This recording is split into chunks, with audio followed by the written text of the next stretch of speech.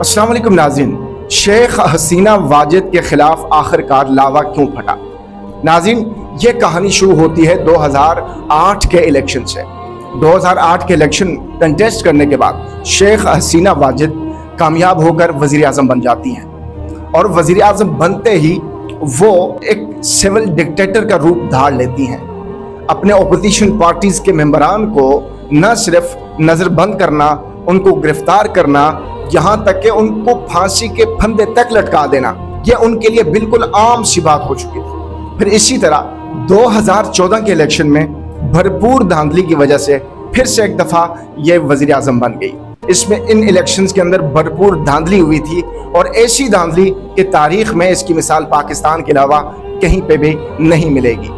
नाज़रीन, फिर इसी तरह 2018 के इलेक्शन में अपोजिशन पार्टी BNP ने इनकी कामों को देखते हुए, इनकी करतूतों को देखते हुए उन्होंने बाइकआउट का ऐलान किया, जिसकी वजह से 2024 के इलेक्शन में BNP अपोजिशन पार्टी को हिस्सा नहीं लेने दिया गया।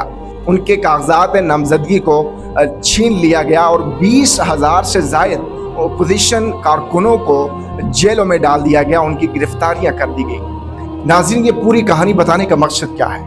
ये पूरी कहानी बताने का मकसद सिर्फ और सिर्फ ये है कि ये लावा, ये कोई आज और कल की कहानी की बात नहीं, बल्कि ये 16 सालों से ये लावा उबल रहा था और ये अचानक नहीं हुआ। और मैं यहाँ पे आपको ये बताना चाहूँगा, जब ये नौजवान सड़कों के ऊपर आ गए, इन नौजवानों के साथ इनको लीड करने के लिए कोई अपोजिशन लीडर नहीं था, बल्कि ये अज खुद नौजवान थे और ये मुजाहिरा एक सिविल वार की कैफियत धार चुका था। अब इस वार में वज़ीर आज़म हाउस, इसी तरह कानून साज असम्बली इसके गिराव में शामिल है। यहाँ तक कि आप सोशल मीडिया के ऊपर वीडियोस देख रहे हैं, टीवी के ऊपर वीडियोस देख रहे हैं कि अंदर मौजूद बर्तन तक वो नौजवान अपने घरों को ले गए, कुर्सियाँ, मेज़ और इवन के तमाम तर किचन की चीज़ें उठाकर अपने घरों को ले गए। और बांग्लादेश के नौजवान जिन्होंने कानून साज असम्बली की चेयर्स के ऊपर बैठ के सेल्फियां बनाई और वहां पर बैठ के उन्होंने इस बात को साबित कर दिया कि हम नौजवानों की जो ताकत है वो हुकाम बाला हो या कोई भी बड़ी से बड़ी ताकत हो, हमारी जो ताकत है हम उससे टकरा सकते हैं।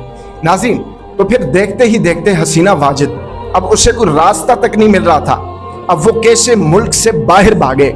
अब उसने किया ये कि उसने मिलिट्री का जहाज मंगवाया, हेलीकॉप्टर मंगवाया, उस हेलीकॉप्टर के जरिए से उसने चोर रास्ता इख्तियार करते हुए वहां से राह फरार इख्तियार किया और उसने भारत का रुख किया और वो इस वक्त भारत के अंदर पनाह गुज़ीन है। अब इस वक्त उनके बेटे की तरफ से ये स्टेटमेंट आई है कि अब हसीना वाजिद इलेक्शन के अंदर कभी हिस्सा नहीं लेंगी और ना वो कभी हुकूमत का हिस्सा बनेंगी।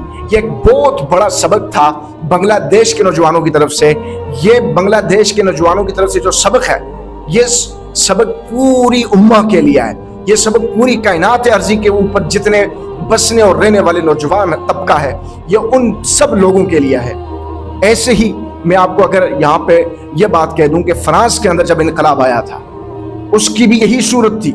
अगर इन नौजवानों को रोका ना जाता, इनके मुतालबात को पूरा ना किया जाता, इनके मुतालबात न माने जाते या न मनवाए जाते, तो यकीन जाने कि फ्रांस की दूसरी स्टोरी यहाँ पर रकम होती। नाज़रीन, इस वक्त जो बांग्लादेश की सूरत हाल है, बांग्लादेश के जो चीफ ऑफ आर्मी स्टाफ हैं, उन्होंने मुल्क की भाग दौड़ संभाल ली है और उनका ये कहना है कि हम मार्शल लॉ बिल्कुल नहीं लगाएंगे और बिल्कुल जिसे सिविल हुकूमत होती है उसी तरीके से हम इस बांग्लादेशी निज़ाम और सिस्टम को चलाते रहेंगे और नौजवानों के तमाम तर मुतालबात को तस्लीम करेंगे। कौन कह रहा है?